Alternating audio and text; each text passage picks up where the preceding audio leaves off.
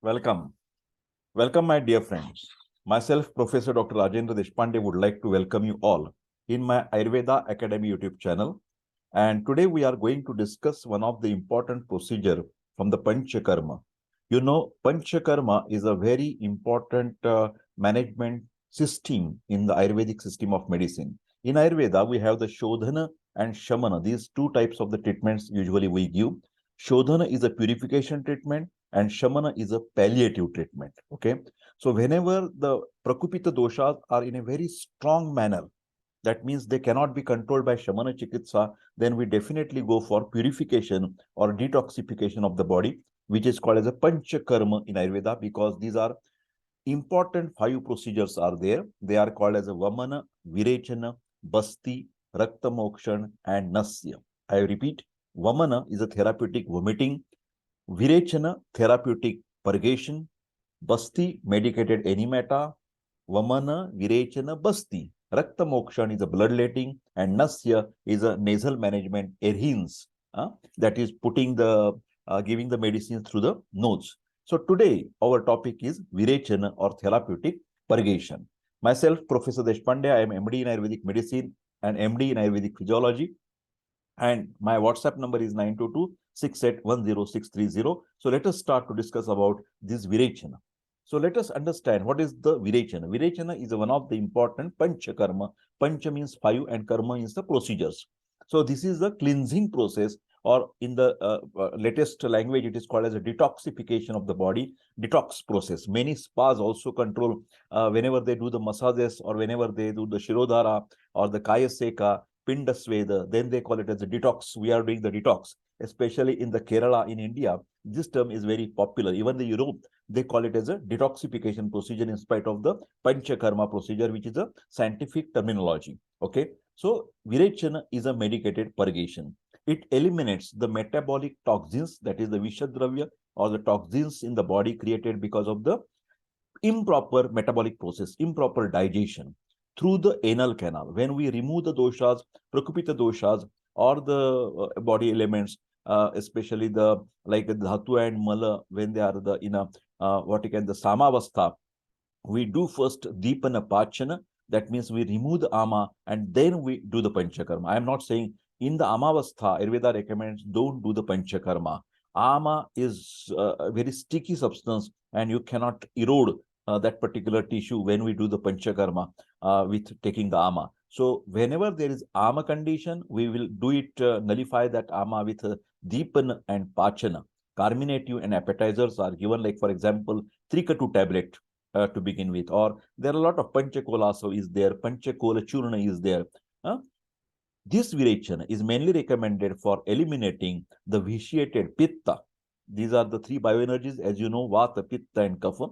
They, in a physiological condition, maintain the health, but they, when they're disturbed, vitiated, Prakupita dosha, they disturb the body tissues and mala also, waste products also, and then dosha, dusha, samurchana, janito vyadhi, the disease is created because of the attacking of the vitiated doshas on the weak dhatu and weak mala, weak tissues and weak that waste products. So there are sapta dhatus, as you know. We will concentrate on the vitiated pitta now. But Virechan is mainly for pitta, secondarily for the kapha, and very rarely it is used for cleansing of the vata. Vata is controlled by basti chikitsa, medicated enemata. Vamana is for vitiated kapha predominantly and pitta secondarily. But Virechana is a primarily for pitta and secondarily for kapha. Okay. So let us see the why this pitta dosha is become prakupita or vitiated. Because of the eating excessive pungent, sour and salty food. जो भी आप तीखा जब ज्यादा खाते हैं, because पित्त के गुण क्या है आपको मालूम है? पित्तम सस्नेह तीक्ष्ण उष्ण. ये ध्यान से सुनिए, तीक्ष्ण और उष्ण. पित्त हमेशा फायर जैसा है, अग्नि जैसा है. तो ये उष्ण होने के कारण, तीक्ष्ण होने के कारण, जब भी जो तीक्ष्णता और उष्णता बढ़ाने वाला हमारा आहार है, जो विहार है, जीवन शैली है, उससे ये पित्त प्रकोपित हो जाएगा. जैसे कि हॉट पोटेंसी, उष्ण वीर्य के जो द्रव्य है, alcohol for example, excessive amount of tea, excessive amount of what you can say, the coffee, anything in cigarette smoking, all the vices जो होते हैं ना, धूम्रपान करना, तंबाकू खाना, दारू पीना, ये पित्त प्रकोपित करता है। ध्यान से सुनिए, डीजनरेशन कर देता है बॉडी का। Pitta get vitiated due to excessive eating of the legumes and pulses, leafy vegetables, citrus foods. Every time I want to remember you, I am talking about ati sevana. Ati का मतलब है excessive consumption, not on a regular basis, occasional basis. I'm not talking about that. Excess is word is very important. Whenever you do anything an optimal level, balanced level, that will not harm your body. But when you go for excess, definitely it will harm. If originally you are pitta pradhana prakriti, pitta dominant prakriti or biotype, and if you are consuming this thing, they will make havoc in body like a bomb blast. Okay, a lemon, oranges, pickles, preservative containing foods like sausages, packed foods, curd, sour buttermilk, fish, and spices. Sun exposure, not only about the food, but your lifestyle is also important, psychology is also important, mental condition is also important according to Ayurveda. It is not at a physical only of the food level. Ahara, vihara, these two terms are very important. That means food and your lifestyle. Sun exposure, excess, prolonged fasting that make your body more heat in your body. Late night work, this is very important. Late night work, sleeping at midnight, sleeping at 1 or 2 in the morning, that is not absolutely correct, because it will generate heat in your body. Chemical exposure in the factories, for example, working near furnaces, the cooks are more exposed to this pitta prakupita agni fire near their working place. Then psychological level, if the person is hot tempered, having the grief, fear like emotions in excess again, then that can problem for that patient. Now, indication where you can give this panchakarma virechana can be given. Gastrointestinal diseases like nausea, जिसको बोलते हैं ना पित्त जो छर्दी हो गई, मेरे को बहुत तीखा खाया और उल्टी जैसा आ रहा है, मेरे को हाइपर एसिडिटी है, फैटी लीवर है, असाइटिस जो जलोदर बोलते हैं, उदर व्याधि, पेट में पानी हो जाना, उसमें तो आयुर्वेद ने लिखा है कि नित्यम एनम विरेचेत। इन व्यक्ति को हमेशा बार बार हर 8 दिन के बाद, 15 दिन के बाद, महीने के बाद विरेचन देते रहिए आप।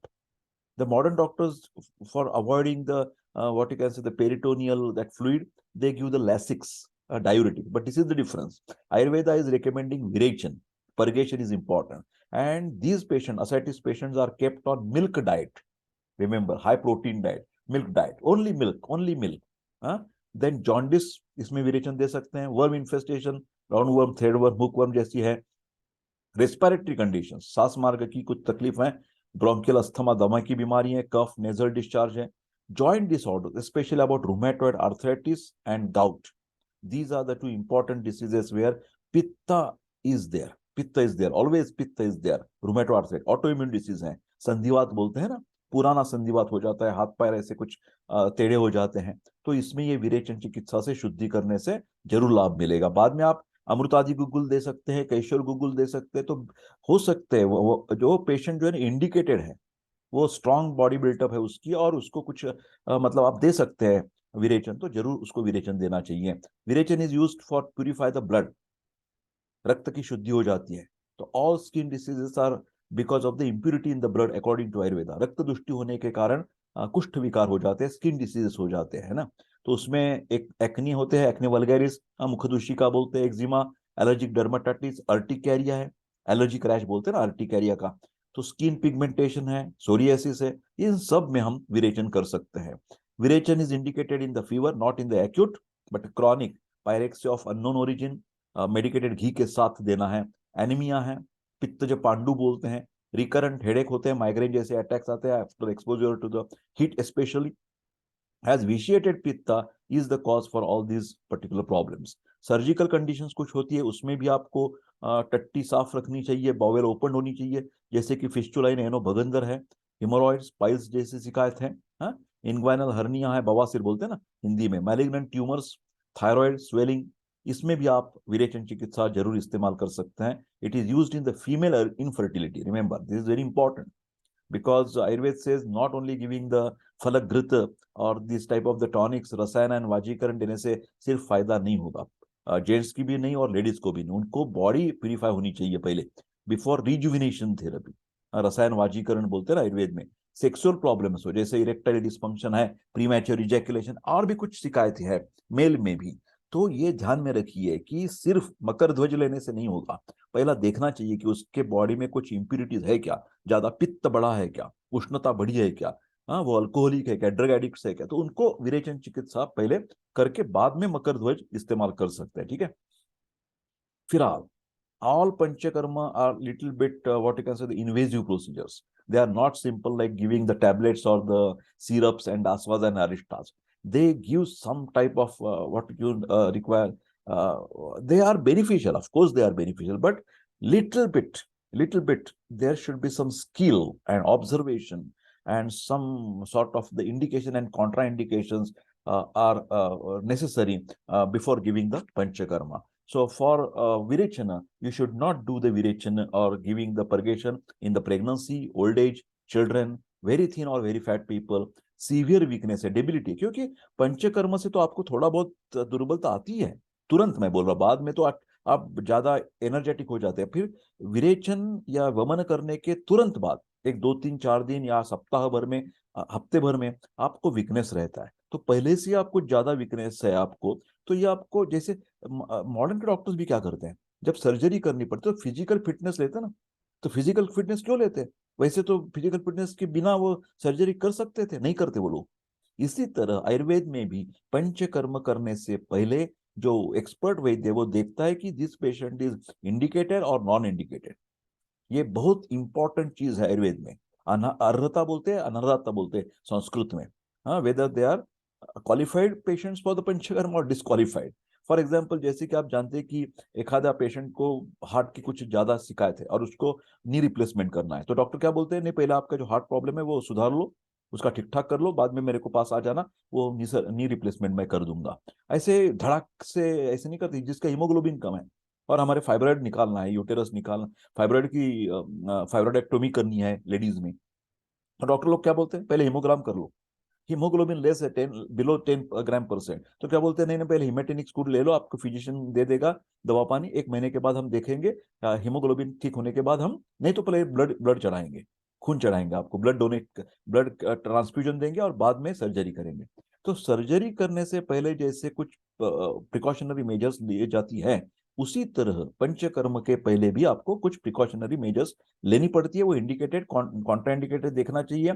कंसेंट लेने की बहुत जरूरत है अभी के दिनों में ना, consent is a very important, written consent लेनी पड़ती है before any panchakarma. Okay, next we will see virechana contraindication, diarrhoea and dysentery में नहीं करते हम, हार्ट डिसीज ज्यादा सीवियर तकलीफ है, अनजाना है तो नहीं करेंगे, पोस्ट नेटल पीरियड में नहीं करेंगे, डिलीवरी के बाद अल्सरेशन इन द एनस, कुछ जख्म है उधर, फिशर है, फिशर इन एनो, तो नहीं करेंगे, indigest undiagnosed GI bleeding in any condition, you remember whenever you want to do panchakarma, you don't do panchakarma blindly, no no, because undiagnosed में ये प्रॉब्लम हो जाता है, क्या है अंदर पता नहीं, हाँ ब्लीडिंग तो चल रही है गुदा मार्ग से और हमें पता नहीं है, वो पाइल्स नहीं है उधर, फिशर भी नहीं है, फिस्टुला भी, तो क्यों ब्लीडिंग हो रही है, मलिना क्यों है, वो स्टूल का रंग काला क्यों है, तो ये डायग्नोस करने के बिना ब्लाइंड आपको वो मैनेजमेंट नहीं करनी है। उसके बाद सिस्टोसील है, प्रोलैप्स यूटेरस है, उसमें भी आप विरेचन नहीं कर सकते। बेनिफिट तो मैंने बार बार कह रहा हूं कि उससे डाइजेशन धीरे धीरे इंप्रूव हो जाएगा, हफ्ते भर के जोर से पहले से, pre virechana and post virechana you can find a definite difference. विरेचन लेने से पहले, शरीर शुद्धि के पहले और शरीर शुद्धि के बाद आपको आपकी हजम, अन्न हजम होने में बिल्कुल आसानी हो जाएगी, एपेटाइट आपकी जो भूख है वो बढ़ेगी, एब्डोमिनल ब्लोटिंग एंड हेवीनेस जो है ना, जड़पन रहता है पेट में गैस की वजह से, वो सब निकल जाएगी तकलीफ। The mind, it not only taking that physical level comfort, but also you give the relief from the mind problems, like mind becomes the calm and clear, skin inflammation will clear and the body feels clean, strong and vital, energetic बन जाएंगे आप। विरेचन therapy promotes the metabolism and assimilation by enkindling the digestive fire, अग्नि stimulate हो जाता है। आयुर्वेद ने हमेशा अग्नि को, डाइजेशन कैपेसिटी को, मेटाबॉलिज्म को बहुत इंपॉर्टेंट दिया है। ध्यान से सुनिए, रोगाः सर्वे अपि मंदेग्नो, कौन सी भी बीमारी आयुर्वेद कहता है कि ये वीक डाइजेशन का प्रॉब्लम है आपका, ठीक है, क्योंकि नॉट ओनली जठराग्नि बट धात्वग्नि जो रहते हैं, टिश्यू धातु जो है ना, उधर भी अग्नि रहता है, आयुर्वेद के साथ धातुअग्नि बोलते हैं, वो भी स्टिम्युलेट हो जाएंगे ये विरेचन करने के बाद।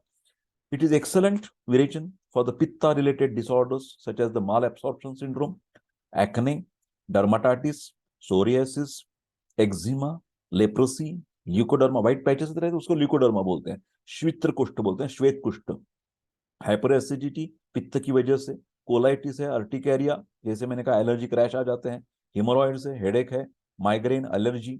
It reduces the excessive body heat and acidity, deeply cleansing the blood, liver and bile को क्लियर हो जाते हैं, promotes the clarity of mind, sharpens the sense organ, strengthen and rejuvenates the body tissue and improves the digestion.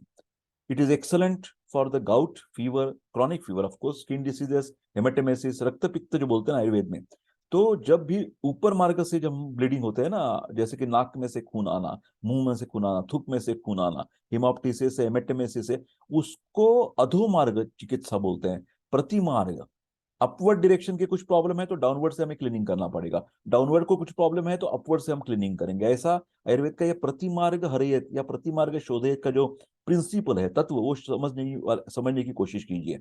Haemorrhoids की शिकायत है, anaemia है, worms है, headache है, चेस्ट पेन है, बर्निंग आईज है, आय की जलन हो रही है आपको, कैटरैक्ट, अस्थमा, जॉन्डिस, मिर्गी की बीमारी है, असाइटिस है, disorders of the bones and joints and gynaecological disorders, इसमें आप इस्तेमाल कर सकेंगे। इन शॉर्ट आपको बता देना चाहता हूँ कि विरेचन की ये बेनिफिट्स है।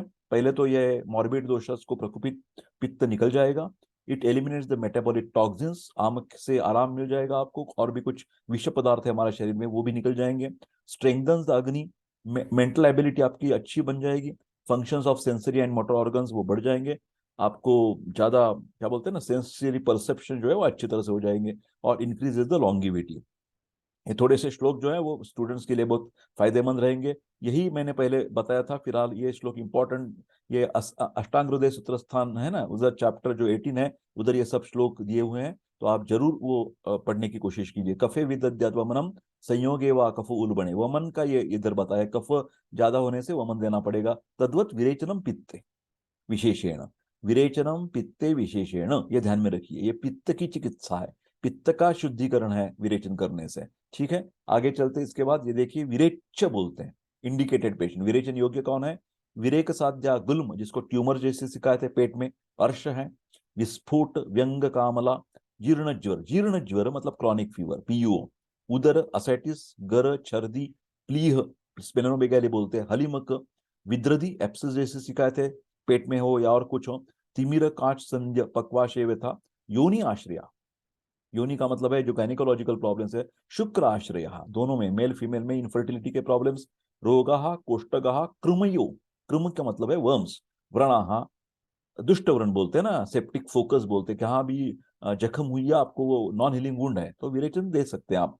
वातास्त्रम, वात अस्त्र, ऊर्ध्वग रक्त मतलब ऊर्ध्वग रक्त पित्त हिमेटेमेसिस जैसी है, मूत्राघात, शकृत ग्रह, जिसको कॉन्स्टिपेशन की टेंडेंसी है, वाम्यहा च, जिनको भी वमन देने को बोला है ना उसको भी हम विरेचन दे सकते हैं, ध्यान में रखिए, वाम्याहाच, मतलब जो भी वमन के इंडिकेशन है वो विरेचन के लिए भी इंडिकेशन है। कुष्ठ में आद्या न तो रेच्छा नवज्वर, मतलब नवज्वर में बिल्कुल विरेचन नहीं देना है, एक्यूट फीवर में। अविरेच्य, विरेचन अयोग्य कौन है, कॉन्ट्रा इंडिकेशन कहां पर है? डिस्क्वालिफाइड पेशेंट, अल्प अग्नि, जिसका अग्नि बहुत मंद है, अधोग पित्त है, हाँ, जिसका नीचे मार्ग से कुछ ब्लीडिंग ज्यादा, मेंस्ट्रुअल डिस्चार्ज हो रहा है ज्यादा स्त्रियों को, तो नहीं देना है विरेचन। अस्त्र क्षत पायु अतिसारिणाम, जो लूज मोशन बोलता है अतिसारिणाम, सशल्य आस्थापित क्रूर कुष्ठ, जिसके मतलब बहुत स्ट्रॉन्ग कॉन्स्टिपेटेड पेशेंट है, उसका ड्राइनेस है पूरे शरीर में, कोलॉन में, बॉडी में, इंटेस्टाइन में, तो उनको भी आप तुरंत विरेचन नहीं दे सकते, उसको पहला ओलिएशन करना पड़ेगा, स्नेहन स्वेदन करना पड़ेगा।